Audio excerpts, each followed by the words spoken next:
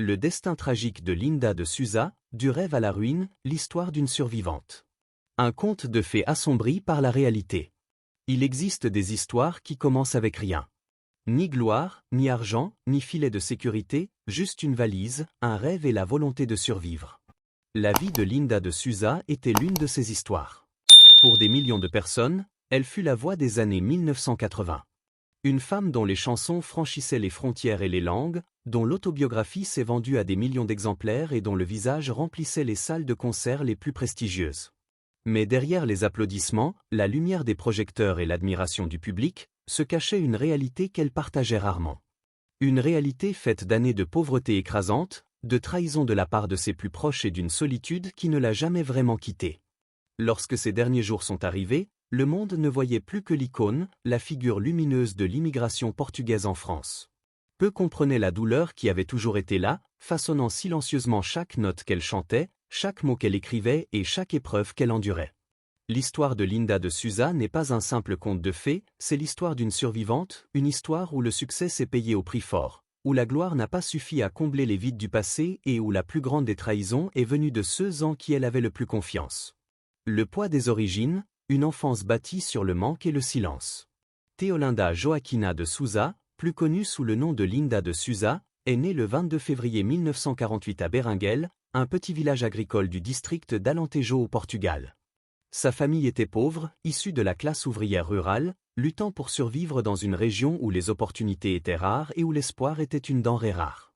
Elle était l'une des 8 enfants, grandissant dans un foyer où l'argent manquait cruellement, où les attentes étaient strictes et où l'affection était rare, voire inexistante. Le Portugal était alors sous le régime autoritaire de l'Estado Novo d'António de Oliveira Salazar, une dictature qui avait figé le pays dans un conservatisme social et un marasme économique profond.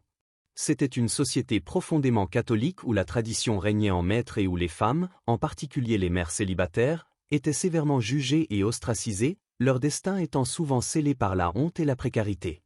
Dès son plus jeune âge, Linda ressentit la distance affective de son éducation. Dans une interview en 2019, des années après le sommet de sa gloire, elle admit avec une tristesse palpable que sa mère ne lui avait jamais dit qu'elle l'aimait. « Je me souviens d'un amour sans mots », confiait-elle. C'était là, dans le sacrifice, dans le travail, mais jamais exprimé. J'ai grandi avec un vide au fond du cœur. À l'âge de 5 ans, elle fut envoyée en pension, non pas comme un privilège réservé aux enfants des familles aisées, mais par pure nécessité, la famille ne pouvant pas garder tous les enfants à la maison. Cette séparation précoce de sa famille laissa une cicatrice durable dans son cœur, façonnant sa quête perpétuelle d'affection, d'acceptation et de reconnaissance. Elle expliqua plus tard qu'elle n'avait jamais éprouvé de ressentiment envers sa mère, mais que l'absence de tendresse avait créé un vide qu'elle tenta de combler pendant des décennies. Un vide qui la suivrait même au sommet de la gloire, la rendant vulnérable à l'exploitation et à la trahison. À l'adolescence, l'isolement de Linda s'accentua. À seulement 16 ans, submergée par la solitude et le manque de liens affectifs, elle atteignit un point de rupture.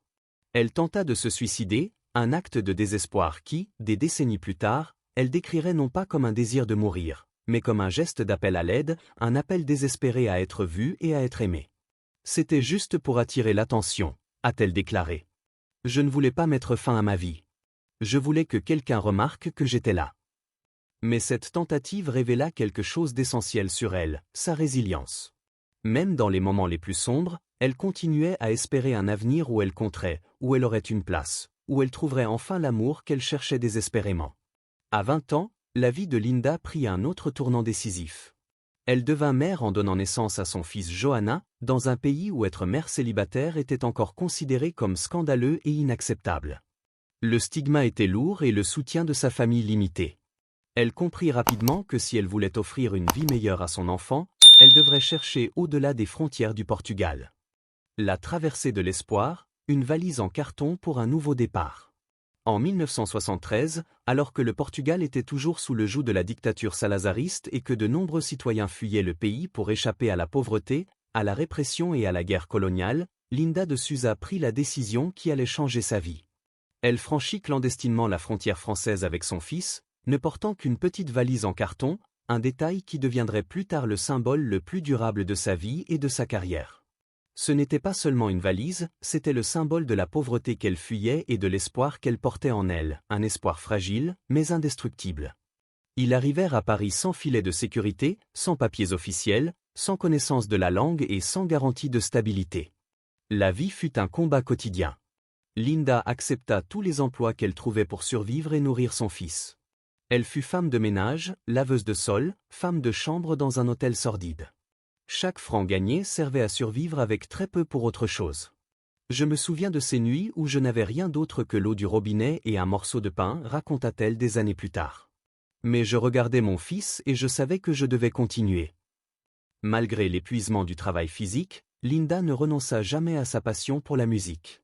Elle commença à chanter le soir dans de petits lieux, notamment au bistrot chez Louisette à Saint-Ouen, un lieu qui devint son refuge.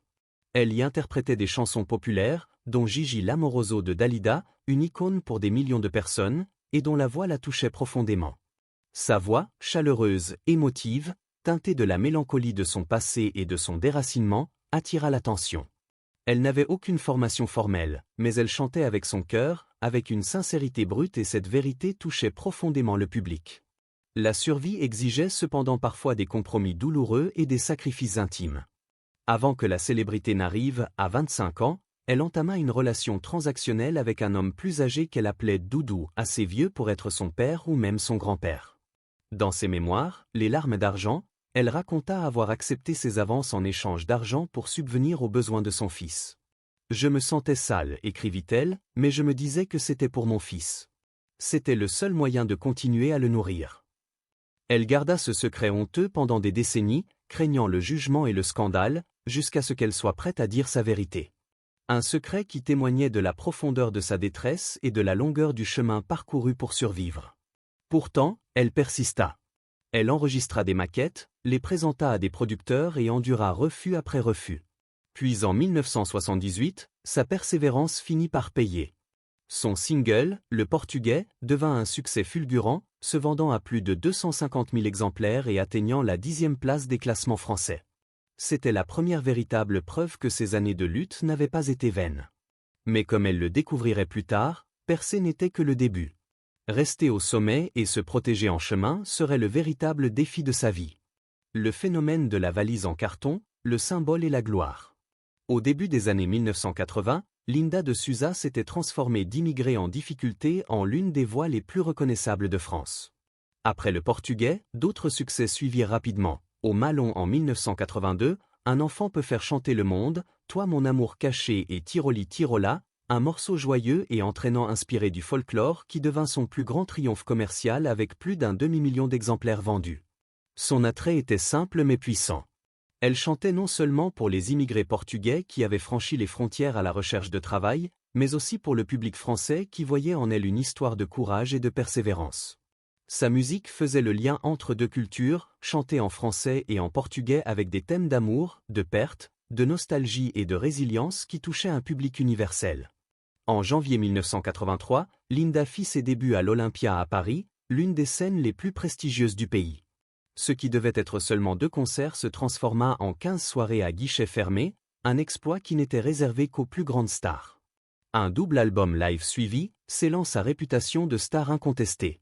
Ce n'était pas seulement la musique qui captivait le public, c'était aussi l'histoire qu'elle portait en elle. En 1984, elle publia La valise en carton, une autobiographie qui racontait son enfance difficile, sa traversée clandestine vers la France et son ascension du ménage aux premières places des hit-parades. Le titre faisait référence à la valise en carton qu'elle portait en quittant le Portugal, un objet qui devint un symbole à la fois de pauvreté et de détermination. Le livre fut un phénomène, se vendant à plus de 700 000 exemplaires dès sa sortie et dépassant ensuite le million. Lorsqu'il fut adapté en une mini-série télévisée en 1988, le nom de Linda était gravé dans la culture populaire française. Les téléspectateurs, émus par son histoire, la considéraient comme un membre de leur famille, un symbole de l'espoir et du courage. Sa renommée attira l'attention de légendes de la chanson française comme Charles Aznavour et Jean Ferrat qui écrivirent pour elle. Elle se produisit dans de grandes émissions de télévision, fit de nombreuses tournées et devint un nom familier. Pourtant, sous les paillettes et les feux de la rampe, les premières fissures apparaissaient déjà. Le succès l'avait placée dans l'orbite de personnes qui trahiraient plus tard sa confiance. Et son manque de protection financière et juridique la rendrait dangereusement vulnérable. Elle, qui n'avait jamais eu d'éducation financière, qui faisait confiance avec son cœur et non avec sa tête, était une proie facile pour les prédateurs de l'industrie. Pourtant, durant cette période dorée, elle incarnait un rêve devenu réalité. Elle remplissait les salles de concert, y compris lors d'un nouveau passage à l'Olympia en 1984, et séduisait le public par sa chaleur et sa simplicité. Elle rejoignit même le projet caritatif de Charles Aznavour Pour toi Arménie en 1989, chantant aux côtés des plus grandes stars françaises pour collecter des fonds en faveur des victimes d'un tremblement de terre. En apparence, Linda avait construit une vie bien éloignée des difficultés de sa jeunesse, mais le succès qu'elle avait si durement gagné serait avec le temps lié aux trahisons et à la ruine financière qui l'attendait dans les années à venir. La chute de l'ange, trahison, ruine et la solitude d'une star déchue. Pour une grande partie du public, l'histoire de la réussite de Linda de Souza semblait inébranlable.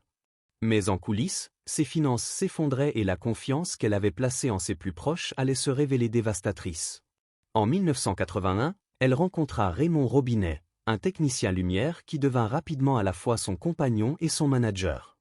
Il prit en charge toutes les questions financières, une responsabilité que Linda, occupée par les enregistrements et les tournées, le laissa gérer sans poser de questions, avec une confiance aveugle. Des années plus tard, elle l'accuserait ainsi que son ancien secrétaire particulier Claude Bégaud d'usurpation d'identité et de détournement de fonds. En octobre 2010, elle porta plainte, affirmant que 6 comptes bancaires avaient été ouverts à son nom en utilisant son ancien numéro de titre de séjour modifié en 1979. Au moment de la plainte, son ancien secrétaire et son ancien directeur artistique étaient déjà décédés. Robinet nia les accusations, affirmant que Linda avait été trop confiante et qu'elle avait été exploitée par plusieurs personnes, y compris son ancien producteur. Ses difficultés financières furent aggravées par un désastre administratif, une erreur absurde qui la laisserait sans aucune protection.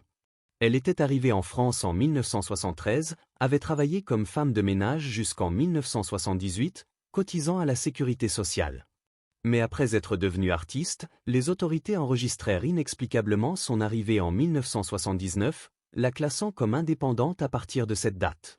Cette erreur bureaucratique effaça pratiquement une décennie de cotisation retraite, la laissant dans une situation précaire et sans ressources. « Je n'ai rien. Je ne possède rien. J'ai vendu des millions de livres, des millions de disques et je n'ai rien », déclara-t-elle à RTL en janvier 2015. « Je n'ai même pas de quoi acheter à manger pour mon chien. » Elle affirma que pendant de nombreuses années, elle avait chanté sans être déclarée officiellement. « Pas de fiche de paye, pas de retraite », expliqua-t-elle amèrement. Dans une interview de 2017, elle se montra encore plus directe et amère. « Raymond couchait avec moi pour le pognon. Qu'il s'agisse de la faute de managers corrompus, de producteurs exploiteurs ou de négligence systémique, le résultat fut le même. Linda se retrouva avec une pension mensuelle de seulement 400 €. Une somme dérisoire pour une femme qui avait vendu des millions de disques, une trahison que le public a eu du mal à comprendre. Au milieu des années 1990, les paillettes de sa carrière s'étaient éteintes. Elle cessa de sortir de nouveaux albums après son disque Simplement Vivre de 1991, qui ne rencontra pas un large public malgré des collaborations avec des paroliers respectés comme Jean-Marie Moreau et Pierre Delanoë. Elle se retira de la vie publique, ne sortant que quelques compilations et disparaissant en grande partie de la scène musicale grand public. Des années plus tard, elle ferait de brèves réapparitions lors de tournées nostalgiques comme Âge tendre et participerait à des interviews télévisées pour raconter son histoire, mais le mal était fait. La sécurité et la stabilité dont elle avait rêvé avaient disparu. La scène, autrefois comme une seconde maison, semblait désormais bien lointaine, remplacée par la réalité silencieuse de la survie, une lutte qui la ramena à son point de départ. Le drame familial, l'éloignement et la réconciliation manquaient. La vie personnelle de Linda de Souza ne fut pas moins agitée que sa carrière. Son fils unique Johanna, né au Portugal avant son émigration, fut à la fois sa fierté et sa blessure émotionnelle la plus profonde. Dans les premières années de sa célébrité, elle apparaissait souvent avec lui lors d'interviews et de séances photos, donnant l'image d'un lien étroit entre une mère et son fils. Mais derrière les sourires, leur relation était fragile, tendue par des malentendus, des accusations et une colère jamais apaisée. La rupture survint dans les années 1990 et allait durer la durée exceptionnelle de 27 ans. La fracture définitive, selon Johanna, eut pour origine l'argent et la relation de son fils. Lors d'une de leurs dernières conversations téléphoniques avant l'éloignement, Linda l'accusa en criant au bout du fil de lui avoir volé de l'argent. Johanna révéla plus tard que sa mère n'avait jamais accepté la femme qu'il aimait, allant jusqu'à qualifier son épouse de la plus grande pute du monde. Il était convaincu que s'il divorçait, elle l'accueillerait de nouveau à bras ouverts. Pour sa part, Johanna déclara s'être sentie utilisée lors de leur brève retrouvaille en 2014, estimant que la rencontre avait été organisée à des fins publicitaires plutôt que pour une véritable réconciliation. « J'étais heureux de la revoir. Mes intentions étaient sincères. Je ne savais pas qu'il y aurait des journalistes. Je l'ai donc très mal pris, expliqua-t-il, un sentiment d'amertume et de trahison résonnant dans sa voix. Pour Linda, ces années de distance avec son unique enfant laissèrent un vide profond. Elle ne se remaria jamais, n'eut pas d'autres enfants et fut de plus en plus isolée au fil des années, la solitude de son enfance revenant la hanter. Lorsqu'en octobre 2022, seulement 2 mois avant sa mort, elle et Johanna se réconcilièrent enfin, sa santé s'était déjà fortement dégradée. Johanna raconta sa visite et le choc éprouvé en la voyant frêle, affaiblie, visiblement vieillie. Elle avait été une grande fumeuse pendant des années et son infection pulmonaire s'était aggravée. À cela s'ajoutait son refus de s'alimenter, se laissant dépérir, comme si elle était trop fatiguée de se battre. Quand ils se tinrent à nouveau la main, tous deux furent submergés par l'émotion. Johanna se souvint de la force avec laquelle elle serra sa main, comme pour retenir cet instant, comme si elle voulait rattraper le temps perdu en une seule étreinte. « Nous voulions ces retrouvailles, dit-il. Nous en avions rêvé. Mais le temps n'était pas de leur côté. Les années de silence ne pouvaient être effacées et il ne leur restait plus que quelques semaines avant l'ultime adieu. Ce fut une réconciliation certes, mais assombrie par la conscience que leur longue séparation leur avait coûté plus de temps ensemble qu'ils n'en auraient jamais à nouveau. La dernière volonté, un adieu en quête de paix. En 2022, la santé de Linda de Souza était en forte dégradation. Des années de tabagisme, aggravées par des problèmes respiratoires chroniques, avaient laissé des traces profondes. En août de cette année-là, elle fut hospitalisée pour déshydratation, insuffisance rénale et détresse respiratoire. Elle réussit à se rétablir suffisamment pour regagner sa maison de retraite dans l'Eure en Normandie. Mais cette amélioration fut de courte durée. Son agent Fabien Leséhuvre révéla plus tard qu'elle y avait contracté le Covid-19 dans les dernières semaines de sa vie.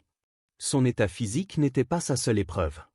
Ses amis et ses proches parlaient d'une profonde détresse psychologique. Elle avait commencé à refuser de s'alimenter comme si elle se résignait en silence à l'inévitable, un signe de résignation face à une vie de combats incessants. Dans ses dernières conversations avec Fabien Leséhuvre, elle exprima un vœu clair, quitter la maison de retraite pour passer ses derniers jours dans un couvent. Devenue très croyante au cours de ces dernières années, elle priait toutes les 2 heures, cherchant du réconfort dans la foi, la seule chose qui semblait lui rester. Elle m'a dit qu'elle voulait aller dans un couvent, vivre une retraite religieuse et terminer sa vie ainsi, expliqua-t-il. Elle voulait trouver la paix.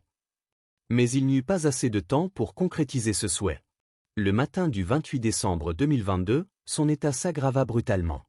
Elle fut transportée en urgence à l'hôpital de Gisors vers 8 heures, souffrant d'une insuffisance respiratoire aiguë et étant encore positive au Covid-19. 2 heures plus tard, à 10h10, elle s'éteignit. La nouvelle fut annoncée conjointement par Fabien Leséhuvre et son fils Johanna. Leurs noms apparaissant ensemble pour la première fois depuis des décennies. Un rappel à la fois doux et amer de leur brève réconciliation. Les réactions à sa mort furent immédiates et empreintes d'émotion. Au Portugal, le président Marcelo Rebelo de Sousa la qualifia des icônes du Portugal et des icônes françaises de l'immigration portugaise, saluant sa détermination et sa loyauté. En France, l'Élysée la décrivit comme une chanteuse au carrefour de 2 cultures, tandis que la ministre de la Culture, Rima Abdul Malak, rendit hommage à une femme qui, partie avec sa valise en carton pour conquérir sa liberté, s'est hissée au sommet de la gloire et a traversé de multiples épreuves. Les fans se souvenaient non seulement de sa voix, mais aussi de son parcours extraordinaire, de la pauvreté à la célébrité et de son courage à raconter son histoire sans en cacher les moments les plus sombres. Ses funérailles eurent lieu le 6 janvier 2023 en l'église Saint-Gervais-Saint-Protais de Gisors, réunissant près de 2000 personnes. Elle fut inhumée dans le grand cimetière de la ville, loin du village portugais où son histoire avait commencé, mais toujours présente dans le cœur de ceux qui l'avaient accompagnée à travers sa musique, ses livres et sa résilience.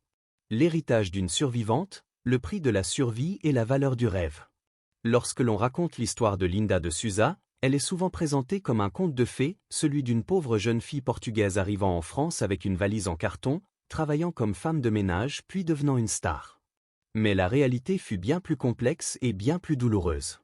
Elle a vendu plus de 20 millions d'albums, rempli l'Olympia, publié des livres à succès et est devenue la voix d'une génération entière d'immigrés. Et pourtant, elle est morte en ne possédant presque rien. Les raisons de sa ruine étaient multiples, les trahisons de ceux en qui elle avait confiance, une erreur administrative qui effaça des années de cotisation retraite et une industrie musicale qui profita d'elle sans jamais la protéger.